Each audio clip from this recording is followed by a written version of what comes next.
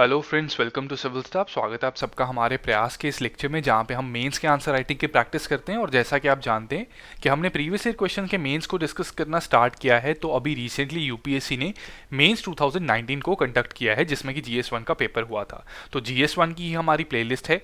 तो अब 2020 के हिसाब से मेंस 2019 भी प्रीवियस ईयर क्वेश्चन बन गया है, तो इसलिए हम 2019 के भी प्रीवियस ईयर क्वेश्चन यानी कि 2019 के भी क्वेश्चंस को आपके साथ डिस्कस करेंगे कि उसमें कैसी अप्रोच हमें फॉलो करनी थी, किस तरह से हमने अपनी नॉलेज को कंडेंस करके विद इन वर्ड लिमिट एक बहुत अच्छा आंसर लिखना था।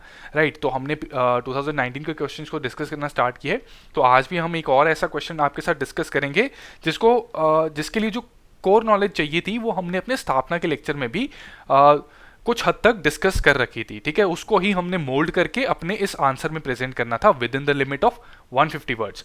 तो इससे पहले कि फ्रेंड्स हम अपना लेक्चर देखें, अपना क्वेश्चन देखें कि क्या क्वेश्चन हमने सॉल्व करना है, आपके लिए एक इंपॉर्टेंट इन्फॉर्मेशन है, एक इंपॉर्टेंट न्यूज़ है। आप सब जानते हैं कि हमारी करंट अफेयर्स की एक टेस्ट सीरीज है that is known as Parishram 2020। Now current affairs are very important for UPSC. अगर कोई ये सोच रहा है कि बिना करंट अफेयर्स की तैयारी किए या फिर जनवरी या फरवरी में करंट अफेयर्स की प्रिपरेशन स्टार्ट करके ही कैन क्लियर यूपीएससी एग्जाम, तो it's a myth friends, it's very wrong. आपको साथ साथ करंट अफेयर्स की तैयारी करनी है। That's why we provide you daily जिज्ञासा लेक्चर्स एज वेल, जो कि हमारे करंट अफेयर्स के लेक्चर होते हैं विद एमसीक्यूज, जहां पे रिवीजन होती है करंट अफेयर्स की। तो करंट अफेयर्स की इंपॉर्टेंस को ध्यान में रख के ही हमने ये टेस्ट सीरीज स्टार्ट की है, जहां पे you will get 24 full length test, जिसमें कि 100 क्वेश्चंस होंगे हर एक टेस्ट में।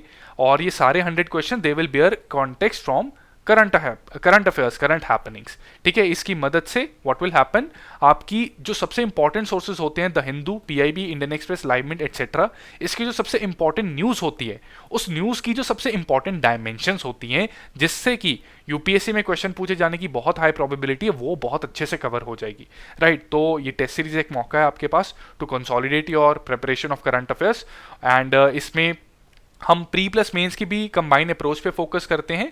तो इस टेस्ट सीरीज में जो ऐसे फैक्ट्स जो प्रीलिम्स के लिए इंपॉर्टेंट तो हैं, लेकिन मेंस में भी आपकी आंसर राइटिंग को एक वैल्यू एडिशन दे सकते हैं, आपके आंसर राइटिंग को एनरिच कर सकते हैं, तो उसकी हम एक सेपरेट फाइल आपको देते हैं which is known as mains for the file.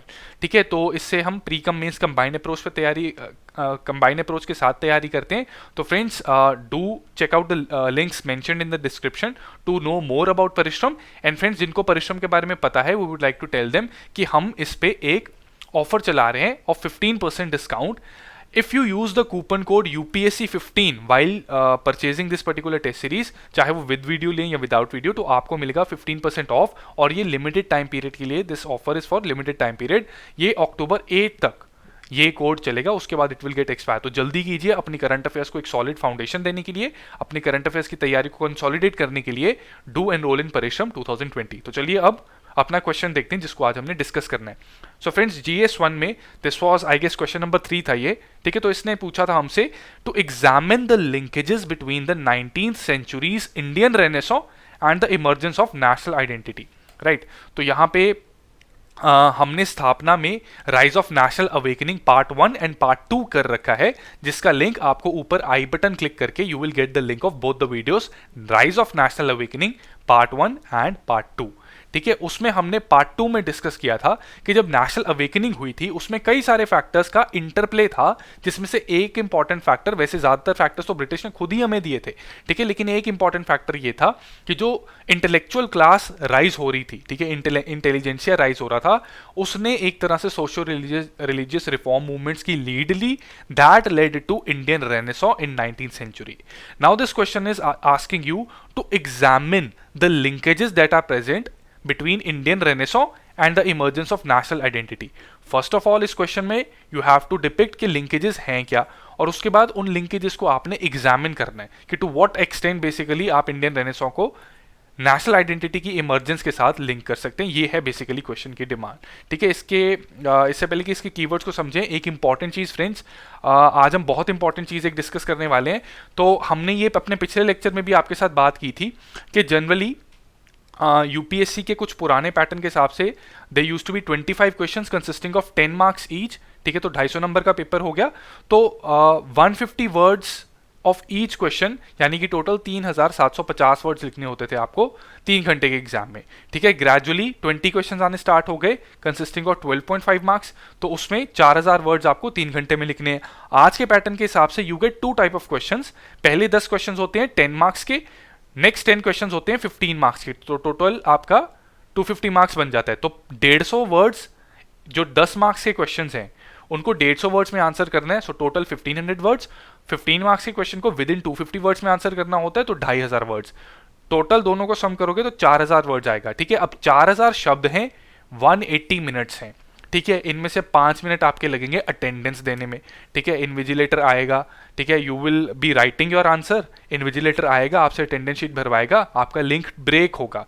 ठीक है, वो सब करने के बाद आपको वापस अपने आंसर पे जाना है, उसमें थोड़ा टाइम लगता है, तो उसका 5 मिनट का मार्जिन लेके हम चलते हैं। ठीक है, तो अटेंडेंस को अगर हम काट दें, हमारे पास बचे 175 मिनट्स। इसके बाद फ्रेंड्स आप हर एक क्वेश्चन को थोड़ा पढ़ेंगे, उसको समझेंगे, उसका स्ट्रक्चर तैयार करेंगे। ठीक है, तो 20 क्वेश्चंस हैं, 2 मिनट भी अगर हम हर क्वेश्चन में लगाएं तो ये बन जाते हैं 40 मिनट्स। ठीक है, तो 175 में से subtract 40 minutes, you are left with 135 minutes only. ठीक है, अब आप जब अपना आंसर लिखेंगे, शायद आप थोड़ा सा रिवाइज भी करना चाहें। ठीक है, तो अगर हर एक आंसर को लिखने के बाद अगर थोड़ा थोड़ा टाइम भी दें, तो लेट्स अज्यूम कि 5 मिनट में आप 5 मिनट दे पा रहे हैं अपने सभी क्वेश्चन को या लिमिटेड क्वेश्चंस को रिवाइज करने में, so you are left with 130 minutes. ठीक है, और वर्ड्स कितने हैं? 4000। अगर आप इसको डिवाइड करेंगे, you will get the average of around 31 words पर मिनट। कभी लिख के देखना, it is a tough job. ठीक है, तो इतनी सारी इंफॉर्मेशन उसको कंडेंस करना और उसके बाद उसको प्रेजेंट करना on your paper with in the word limit of with the speed of 31 words पर minute is a challenge in it self. ठीक है, तो डेली प्रैक्टिस करनी काफी जरूरी है इसके लिए, to develop this particular habit, to develop this particular capability. ठीक है, तो आज के क्वेश्चन पे अब आते हैं, और आज के क्वेश्चन में हम ऐसी अप्रोच फॉलो करेंगे कि we will write this answer in 150 words. ठीक है, +-5 दैट रिमेन्स अ क्लियरेंस। ठीक है, यूपीएससी में भी +-5 वर्ड्स का इतना बड़ा इशू नहीं आता, बट अगर आप +-50 वर्ड्स कर रहे हैं, then you might be in trouble. ठीक है, तो ये चीज हमने अवॉइड करनी है। तो फ्रेंड्स, ये पर्टिकुलर क्वेश्चन जो है, अगर हम इसको सिलेबस के साथ सबसे पहले लिंक करते हैं, ठीक है, इंडियन रेनेसॉ और नेशनल आइडेंटिटी की लिंकेज से पहले इस क्वेश्चन और सिलेबस की लिंकेज को देखते हैं। तो ये क्वेश्चन जो है, it belongs to this particular topic, the freedom struggle, its various stages, important contributions from different part of the country. Now you might ask कि ये फ्रीडम स्ट्रगल के साथ कैसे लिंक्ड है। तो फ्रेंड्स, जो नेशनल आइडेंटिटी की इमर्जेंस है, it is one of the most important phase of the freedom struggle. ठीक है, तो इस वजह से ये हमने इसको इस पर्टिकुलर टॉपिक में प्लेस किया है। क्वेश्चन को हम ऑलरेडी समझ गए। ठीक है, इस क्वेश्चन को हमने अभी जब डिस्कस किया था, इस क्वेश्चन को वी हैड ऑलरेडी अंडरस्टूड कि हमने इंडियन रेनेसॉ, नेशनल आइडेंटिटी के बीच के लिंकेजेस को पहले तो देखना है कि लिंकेज है भी या नहीं, और उसके बाद उनको एग्जामिन करना है। ठीक है, तो basically we have to tell कि बेसिकली इसका जो जिस्ट है, इसका जो कोर क्रक्स एक फिलॉसफी इसमें से निकलेगी, वो है कि किस हद तक इंडियन रेनेसॉ ने नेशनल आइडेंटिटी की इमर्जेंस में एक इंपॉर्टेंट रोल प्ले किया। ठीक है, क्योंकि जब आप एग्जामिनेशन करते हैं तो फिर आपकी कंक्लूजन निकलती है, और एग्जामिनेशन पैरामीटर्स के बेसिस पे होती है, तो वो हम करेंगे। ठीक है, तो हमारे आंसर में वो पैरामीटर्स या फिर वो फैक्टर्स दिखने चाहिए जिनके बेसिस पे हम एग्जामिनेशन करेंगे। तो इंट्रोडक्शन में हम सबसे पहले बताएंगे सिग्निफिकेंस ऑफ नेशनल आइडेंटिटी। इस पे हम 20 से 30 वर्ड से ज्यादा खर्च नहीं करेंगे। ठीक है, उसके बाद हम बॉडी पे ज्यादा अपना जोर लगाएंगे, 100 to 140 words we will spend on the body, जिसमें कि हम बात करेंगे कि किस तरह से इंडियन रेनेसॉ ने इंडिया की पास्ट की ग्लोरी को एक तरह से लोगों के सामने प्रेजेंट करके उनके अंदर नेशनल प्राइड की भावना जगाई, that ultimately led to rise of nationalism, rise of national identity, national awakening. उसके बाद जो प्रमोशन ऑफ एजुकेशन हुई थी, ठीक है, इंडियन रेनेसॉ की वजह से कई सारे sections who were deprived of getting education. ठीक है, जैसे कि women, they were not allowed to attend education, Dalit के साथ काफी अत्याचार होते थे। तो ये सारी प्रैक्टिसेस की वजह से Indian Renaissance allowed education to penetrate into such sections of society. You can use this line in your answer. ठीक है, तो इस penetration से क्या हुआ कि ये sections जो थे, अब they started thinking scientifically, they were exposed to the liberal thought, जिसकी वजह से they wanted कि हाँ हम भी फ्री हों, हमारे ऊपर एक फॉरेन हुकूमत राज ना करे। ठीक है, तो उसने भी एक तरह से इनमें नेशनल अवेकनिंग की भावना जगाई। इसके बाद फ्रेंड्स, इन सेक्शंस में तो एजुकेशन आई ही, बाकी सेक्शंस में भी आना स्टार्ट हो गई, साइंटिफिक थिंकिंग स्टार्ट हो गई, रैशनल थिंकिंग स्टार्ट हो गई।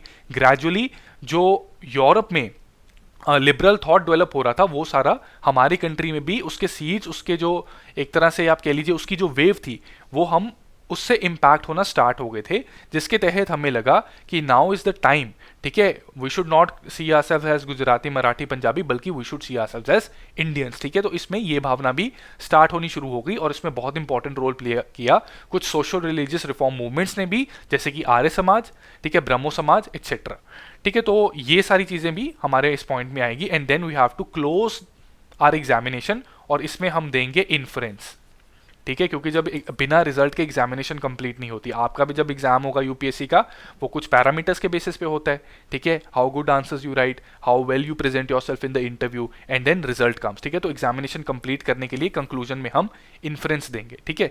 तो इस अप्रोच से हम इस आंसर को फॉलो करेंगे एंड फ्रेंड्स इसके लिए जो कोर नॉलेज आपको चाहिए वो हमने ऑलरेडी अपने एक लेक्चर में डिस्कस कर ली है, ठीक है। आप अगर हमारे यूट्यूब के चैनल पे जाएंगे you will go to playlist section, उसमें कई सारी हमारी प्लेलिस्ट हैं, यू कैन सी है सितंबर के जिज्ञासा की प्लेलिस्ट है, GS4 के प्रीवियस ईयर क्वेश्चन की प्लेलिस्ट है, GS1 के प्रीवियस ईयर क्वेश्चन की प्लेलिस्ट है जो हम अभी डिस्कस कर रहे हैं, और स्थापना जो कि फाउंडेशन कॉन्सेप्ट्स है उसकी भी प्लेलिस्ट है।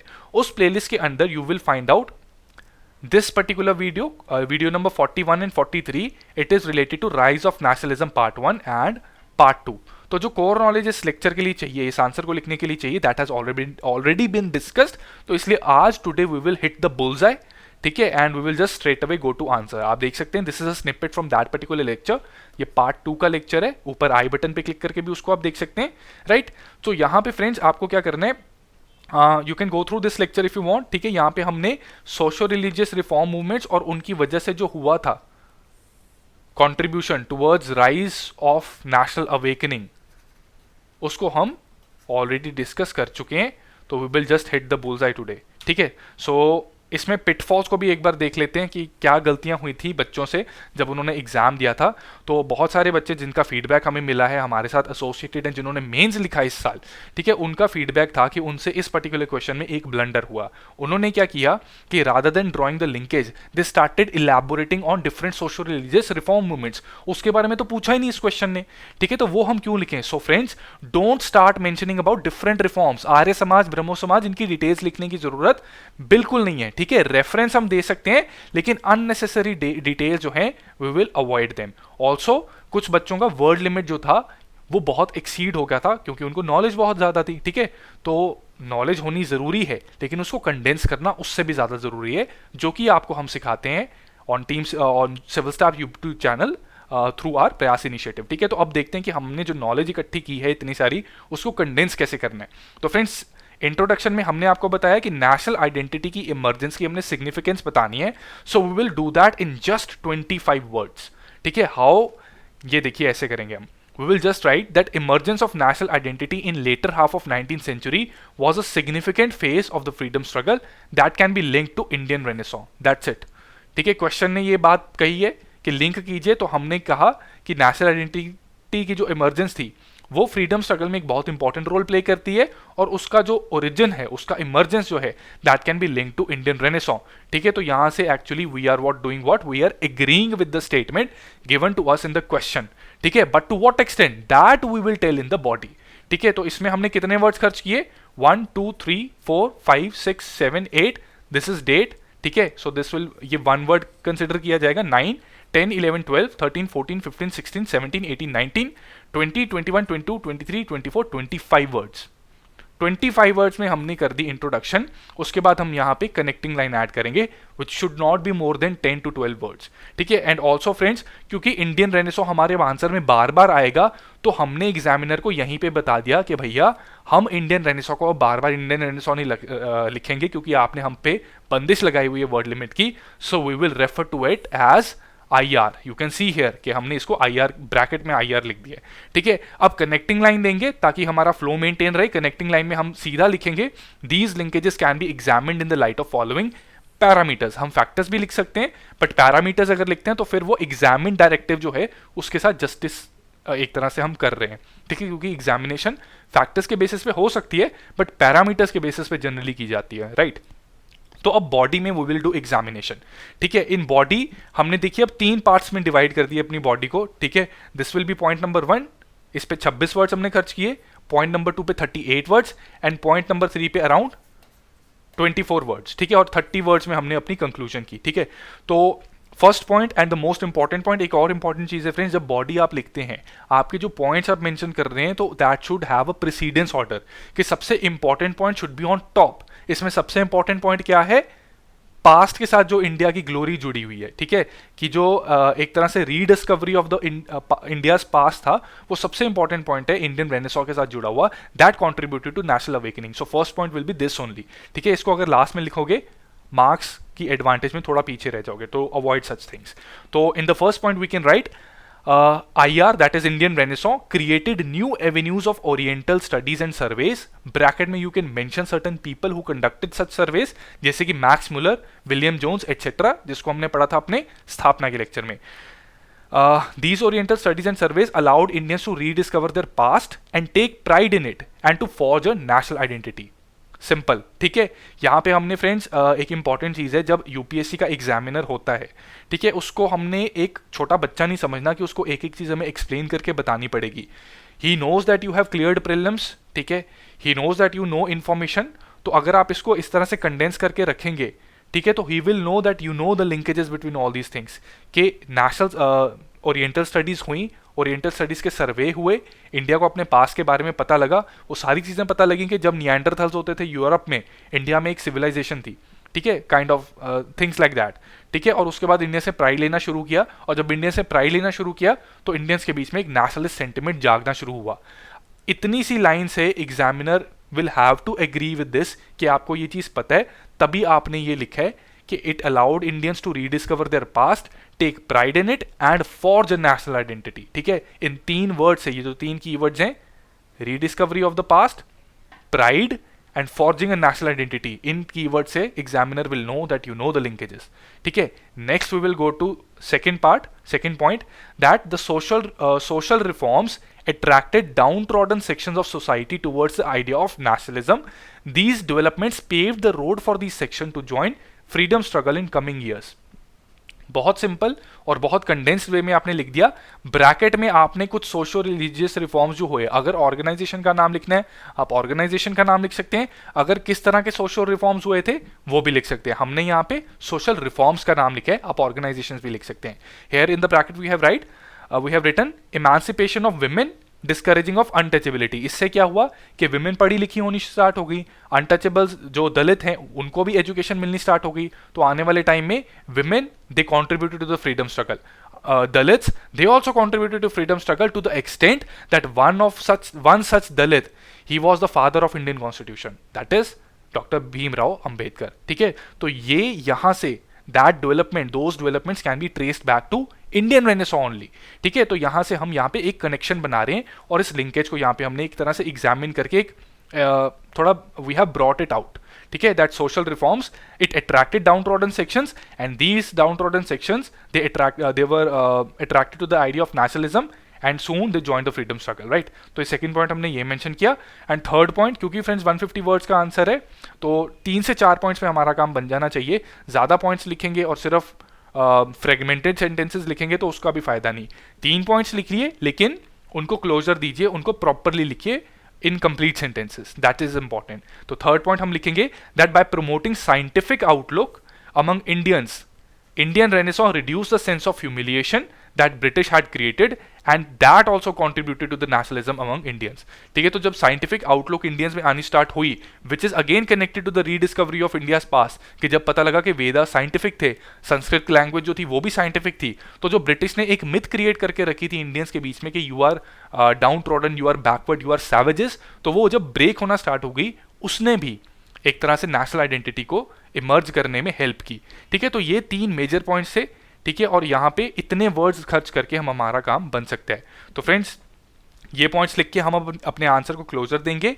तो कंक्लूजन में हम लिखेंगे that amidst the parameters examined, it is evident that 19th century Indian Renaissance had strong linkages with the emergence of national identity and can be regarded as an important pillar of the freedom struggle, and it indeed was, ठीक है। तो हमने जितनी भी examination यहाँ पे linkages की linkages को करके हमने यहाँ पे बताया अब रिजल्ट में हमने लिखा कि इन पैरामीटर्स की एग्जामिनेशन की वजह से इट इज एविडेंट और इट कैन बी कंक्लूडेड, आप कंक्लूडेड भी लिख सकते हैं, इट कैन बी इन्फर्ड भी लिख सकते हैं that 19th century Indian renaissance it had strong linkages with the emergence of national identity and can be regarded as an important pillar of freedom struggle. ठीक है, तो ऐसे एक्सप्रेशन से आप एक सिंपल येट क्रिस्प कंक्लूजन लिख रहे हैं। ठीक है, तो फ्रेंड्स आप देख सकते हैं कि इस आंसर में हमने कोई बहुत हाई फाई इंग्लिश नहीं यूज की, हमने फ्लावरी लैंग्वेज यूज नहीं की। What we did was condense our sentences, condense our information and address the demand of the question. ठीक है, हमने डायरेक्टिव के साथ जस्टिस किया। ठीक है, हमने कीवर्ड जैसे यूज किए अपने आंसर में, आप देख सकते हैं यहां पे कि डायरेक्टिव के साथ जस्टिस हुआ। ठीक है, लिंकेजेस दिखाने थे तो लिंकेजेस दिखे। ठीक है, हमने लिंकेजेस भी दिखाए हैं यहाँ पे। ठीक है, एंड ग्रेजुअली हमने इसको एग्जामिन को बाद में, क्योंकि एग्जामिन डायरेक्टिव है तो इन्फ्रेंस भी दी, तो डायरेक्टिव के साथ अगेन जस्टिस हुआ और क्लोजर भी दिया अपनी सारी आर्ग्यूमेंट्स को। तो इस तरह का आंसर लिख के you can attain sufficiently good marks. ठीक है, और इस तरह के आंसर में बहुत ज़्यादा अगर हाईफाई लिखने की सोचोगे तो दैट माइट बैकफायर। तो फ्रेंड्स इस चीज़ से एक और पॉइंट आपको बताना है दैट नेवर थिंक कि आपको बेस्ट आंसर लिखना है। इसका बेस्ट आंसर इससे भी अच्छा बन सकता है, लेकिन किस कॉस्ट पे? अगर आप एग्जाम में बैठे हो, आपके सामने you have to write 4000 words in just 180 hours, और हमने अभी कैलकुलेट किया कि उसमें भी कई टाइम अलग अलग जगहों पे जाता है, तो 31 वर्ड्स पर मिनट जब लिखने हैं और उसमें हम सोचेंगे हम बेस्ट आंसर लिखेंगे तो that will cost you very heavily. तो वो चीज़ हमने अवॉइड करनी है। तो हमने अपना आंसर लिखना है टू दैट एक्सटेंट कि उसके क्वेश्चन की डिमांड फुलफिल हो, हमारे पास जितनी इंफॉर्मेशन है वो ट्रांसमिट हो, और हम अपने आंसर को प्रॉपर्ली कंक्लूड कर सकें, क्लोजर दे सकें। इस तरह से लिखने से हर एक क्वेश्चन में हमारा ऑब्जेक्टिव होना चाहिए कि इन एवरी क्वेश्चन जो भी हम मार्क्स ले सकते थे उससे 1 मार्क एक्स्ट्रा हम ले लें। ठीक है, तो there are 20 question in 4 GS। ठीक है, हर एक क्वेश्चन में अगर आप 1 मार्क एक्स्ट्रा लें, ठीक है, तो ये कितने बन गए? 80 मार्क्स। 250 नंबर का ऑप्शनल भी होता है। ठीक है, तो इसमें भी मान लीजिए कि सपोज ऑन एन एवरेज आप इसमें भी लेट्स से अगर इसमें भी सेम पैटर्न मान ले, क्योंकि ऑप्शनल में थोड़ा सा पैटर्न डिफरेंट होता है, so in every question if you get just 1 extra mark, तो इसमें भी you can attain 40 more marks. ठीक है, on an average let's say, तो 120 मार्क्स आपको एक्स्ट्रा मिल गए। तो इस सोच के साथ चलेंगे कि मैंने बेस्ट आंसर नहीं, I just have to write better than that I wrote yesterday. ठीक है, तो इस अप्रोच के साथ चलेंगे तो यूपीएससी में आपको ग्रोथ मिलेगी। ठीक है, और अल्टीमेटली जब आप मेंस लिखेंगे तो you will clear mains and you will get the call for interview. तो ये आपका ऑब्जेक्टिव होना चाहिए। ठीक है, तो हमने प्रैक्टिकल अप्रोच के साथ अपने आंसर्स लिखने हैं। तो अभी पेन उठाइए अपना, इस क्वेश्चन, ये क्वेश्चन आपके सामने है, इसकी कोर नॉलेज आपके पास है। Start writing within the time constraint, ठीक है, और within the constraint of words। ठीक है, और if you want you can send your answers to us at this email ID hello@civilstaff.com or to this email ID।